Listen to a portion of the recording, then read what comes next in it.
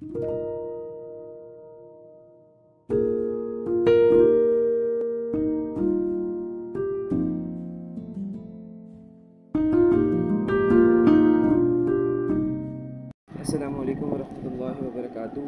Most awaited video जो कि BBA की sample test paper Karachi university का जो था वो सॉल्व कराना था। इसकी मैंने एक वीडियो अपलोड की थी, इसमें सॉल्व नहीं कराया था लेकिन इससे गो थ्रू किया था और आउटलाइन दी थी। ठीक है जी, तो आज सॉल्व कराने जा रहा हूँ कि किस तरह सॉल्व होगा, किस तरह क्वेश्चन है। और लास्ट वीडियो मेरी आ गई है, अपलोड भी हो चुकी है कि पेपर में BBA के कराची यूनिवर्सिटी के लिए और काफ़ी यूनिवर्सिटीज़ के लिए किस तरह का टॉपिक्स आते हैं, क्या पैटर्न होता है, तो किस चीज़ के लिए आपको तैयारी करनी चाहिए। तो वो लास्ट वीडियो में देख लें ताकि आपको समझ आ जाए। अच्छा जी, तो सबसे पहला सेक्शन जो आता है वो एज़ यूजुअल इंग्लिश का आता है। इंग्लिश में किस तरह के सवाल होते हैं, क्या चीज़ें होती हैं, वो डिस्कस कर रहे हैं। Complete the sentences bye choosing the most appropriate word from the given lettered choices A to D below each। वो कह रहे हैं कि जो मोस्ट अप्रोप्रिएट वर्ड हैं, बहुत मिलता जुलता है सूटेबल वर्ड जो इसमें आएगा, ठीक है, जो इस सेंटेंस को कंप्लीट करेगा वो आप ऐड करें। सवाल क्या है, MCQs क्या है। फर्स्ट MCQ ये है कि Ahmed always seeks dash wealth. The options are from, with, to, for. अब पहले क्वेश्चन को समझो, पहले MCQ को समझो कि कह क्या रहा है। वो कहता है कि अहमद हमेशा तलाश में रहता है किसकी। वेल्थ कहते हैं आपको दौलत की, ठीक है। तो अब इसके दरमियान में कौन सा प्रपोजिशन आएगा, अब हम वो पहले लगा के देखता हूँ मैं जो नहीं आएगा, ठीक है जी, ताकि आपको क्लैरिफिकेशन हो जाए। Ahmed always seeks from wealth, Ahmed हमेशा तलाश में रहता है दौलत से, हो ही नहीं सकता। अहमद हमेशा तलाश रहता है दौलत के साथ, नहीं, हो ही नहीं सकता। अहमद हमेशा तलाश की तरफ रहता है, नहीं। अहमद हमेशा दौलत के लिए तलाश करता रहता है, दौलत के लिए तलाश करता है, ये दौलत की तलाश में रहता है, ठीक है। तो यहाँ पर क्या आएगा, फ्रॉम नहीं आ सकता, विद भी नहीं आ सकता, दौलत के साथ तो नहीं है, फ्रॉम दौलत से नहीं है, टू दौलत की तरफ नहीं है, दौलत की तलाश में रहता है, फॉर आएगा यहाँ पे, एप्रोप्रिएट प्रपोजिशन फॉर होगा। बात यहाँ से क्या क्लियर हुई कि पहला MCQs आपका प्रपोजिशन है, तो प्रपोजिशन के MCQs आएंगे। प्रपोजिशन में आपने किस तरह के क्वेश्चंस होंगे वो करना होगा, ठीक है जी। अब each question below consist of related pair of words.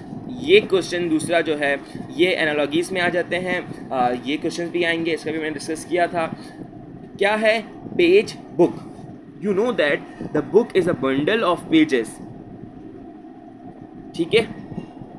या मैं ये कह सकता हूँ कि पेजेस से बुक बनती है, ज़्यादा पेजेस मिलकर एक बुक तैयार करते हैं। इसमें क्या आएगा आपके लिए, सेलर, क्रू।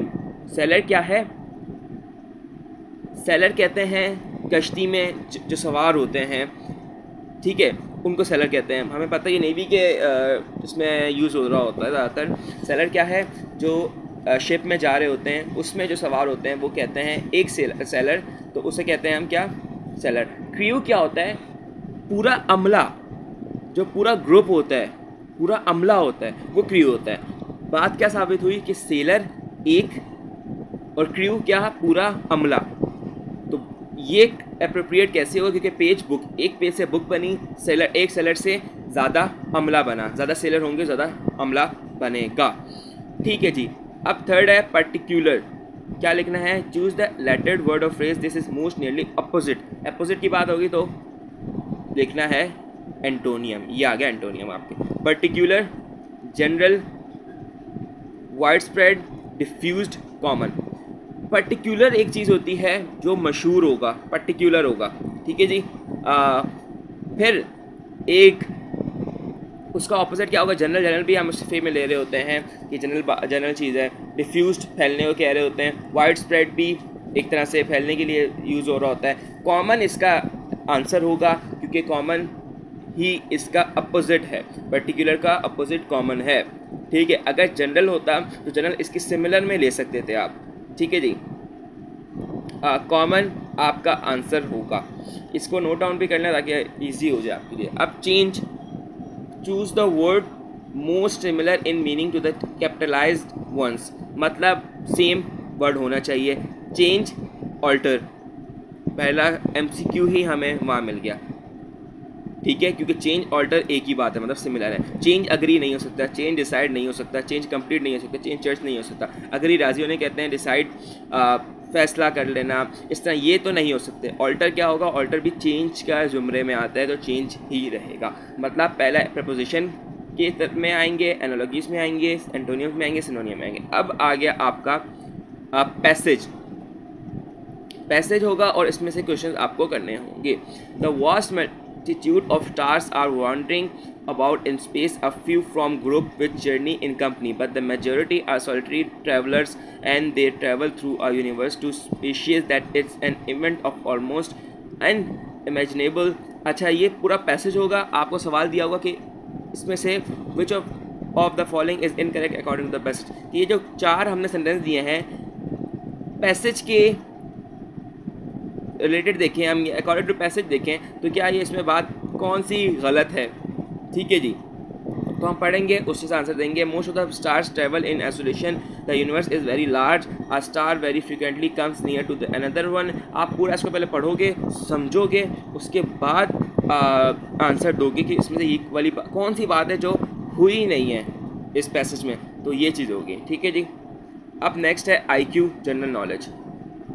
ये थोड़ा सा इम्पॉर्टेंट है, क्योंकि इसमें से मैंने किस कहाँ से आएंगे वो मैंने वीडियो में अपलोड कर दिया था कि कहाँ कहाँ से आ रहे होंगे।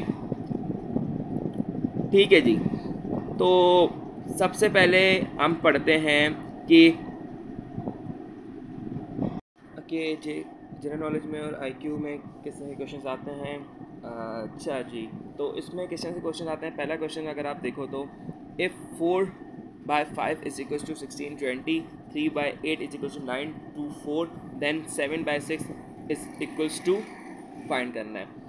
पहले समझें कि 4/5 करें तो हम आंसर ये नहीं आता। ठीक है, ये कोडिंग वाले क्वेश्चंस होते हैं। ठीक है, कोड वाले क्वेश्चंस होते हैं, इसको क्लियर कर लीजिएगा।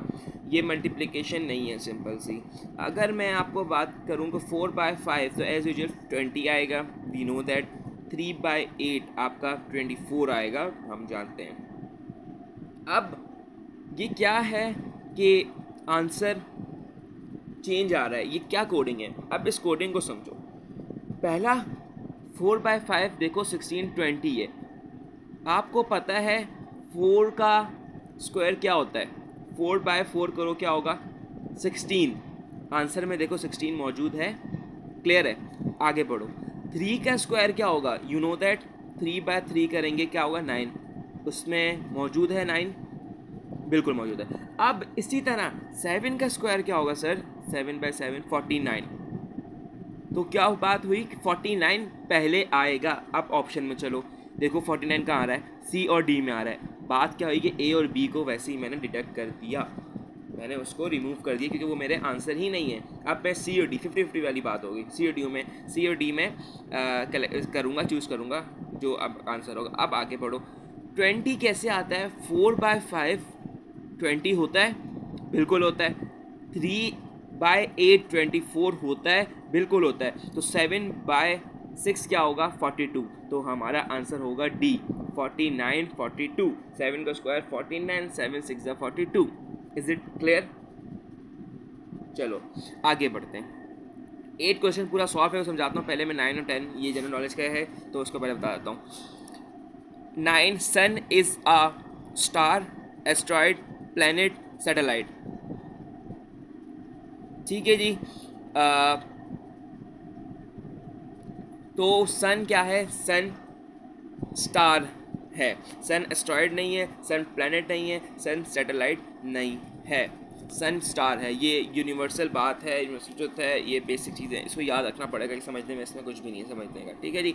व्हेन वाज सुई gas first discovered in Pakistan, Pakistan में सुई गैस कब बनी थी, तो ये था 1952 में, ये भी याद रखने वाली बात है। अब समझने वाली बात क्या है, 8 ये है एज रिलेशन क्वेश्चन होते हैं, पहला कोडिंग वाला होता है, दूसरा age relation. A father is 5 times as old his son, बाप जो है वो 5 गुना है अपने बेटे का, मतलब 5 टाइम्स है बेटे का, मतलब बेटा क्या है x है, तो फादर क्या होगा 5x। क्लियर है, ये बात आपके सामने शो की है मैंने। Son's age x, father is 5x, जो 5 टाइम है। देन इन 18 ईयर्स, मतलब 18 साल बाद, the father will be twice as it old his son. क्या होगा, फादर क्या होगा 18 ईयर्स बाद, सन की एज होगी, पहले ये क्लियर हो जाए, सन की एज क्या होगी x प्लस 18, ठीक है 18 साल बाद। फादर की एज क्या होगी 4x प्लस 5x प्लस 18। ये मैंने एडिट कर दिया था, इसमें थोड़ा सा प्रॉब्लम हो गई थी, मैंने उसको 4x लिख दिया था, हालांकि जो क्वेश्चन के हिसाब से 5x है। तो दोबारा पढ़ते हैं, son's age x, father's age 5x, 18 साल बाद सन की जो बेटे की एज होगी वो x प्लस 18 होगी, ज़ाहिर है 18 साल भी तो ऐड करेंगे, और फादर की जो एज होगी वो 5x प्लस 18 ही होगी, क्योंकि फादर की अभी 5x है, बेटे के x से तो 5x होगी, तो 5x प्लस 18 हो जाएगी, ठीक है जी। अब अगली बात यह है कि the father will be 18 years बाद, father will be twice as old as his son, अपने बेटे के एज का डबल हो जाएंगे। तो देखते हैं फादर की एज क्या है 5x प्लस 18, ठीक है, और सन की एज क्या है x प्लस 18, तो मल्टीप्लाई 2 करेंगे मतलब ट्वाइस हो गया। 5x minus 2x, Q x मैंने ब्रैकेट के साथ मल्टीप्लाई करके डायरेक्ट ये स्टेप कर दिया, ठीक है, माइनस में आ गया, और 18 2 तो 36 और 18 प्लस था वहाँ जाके माइनस हो गया, ठीक है। 5 माइनस 2 3 हो गया, 36 माइनस 18 हो गया, तो x 18 डिवाइडेड बाई 6 कितना होता है 3 होता है। अच्छा, और x बेटे की एज आ गई 6, और फादर की एज क्या होगी, x को 5 से मल्टीप्लाई करेंगे, फादर की एज आ जाएगी 30, तो फादर की एज क्या है 30 ईयर्स। अच्छा जी, जनरल नॉलेज का IQ का जो सेक्शन था वो हो गया। अब मैथमेटिक्स में देखते हैं क्या क्या आता है। Sequence and series, word problem, simple arithmetic, इसमें आपका और भी चीज़ें आती हैं, मैंने लास्ट वीडियो में पुट किया था, ठीक है। ये तो इन्होंने ऐसी एक सैम्पल पेपर दिया हुआ था। सीक्वेंस एंड सीरीज से क्वेश्चन इंपॉर्टेंट है, इसको समझने की कोशिश करो कि कैसे होता है। पहला क्वेश्चन है 8 7 10 5 4 7, ठीक है जी। वो क्या कह रहा है कि एक सीरीज़ दी है 8 7 10 5 4 7। 8 माइनस 1 क्या होता है 7, प्लस 3 10, फिर minus 5 minus 1 plus 3। Sequence series क्या चल रही है ये कि पहले माइनस 1 करना है, फिर प्लस 3 करना है, फिर माइनस 5 करना है, इसी तरह माइनस 1 करना है, फिर प्लस 3 करना है, फिर माइनस 5 करना है। तो आपका आंसर क्या होगा, इसमें 2 होगा। समझ आई या नहीं? दोबारा बताऊँ, मैं दोबारा बताता हूँ कि 8 7 10 5 4 7 सीरीज़ है। 8 में से 1 माइनस करो 7 आ गया, प्लस 3 करो 10 आ गया, फिर माइनस 5 करो 5 आ गया, फिर माइनस 1 करो 4 आ गया, प्लस 3 करो 7 आ गया, फिर माइनस 5 करेंगे तो क्या होगा 2 होगा। दूसरी सीरीज़ देखते हैं। 15 11 7 4 10 6। 15 माइनस 4 11, माइनस 4 7, फिर प्लस 7 14, फिर माइनस 4 प्लस 7। ये सीरीज़ चल रही है कि माइनस 4 करना है 2 बार, फिर प्लस करना है 7, माइनस 4 प्लस 7, 6 प्लस 7 होता है 13। तो इसमें जो ऑप्शन है डी वो आएगा आपका 13 आएगा, 12 गलत लिखा हुआ है यहाँ पे।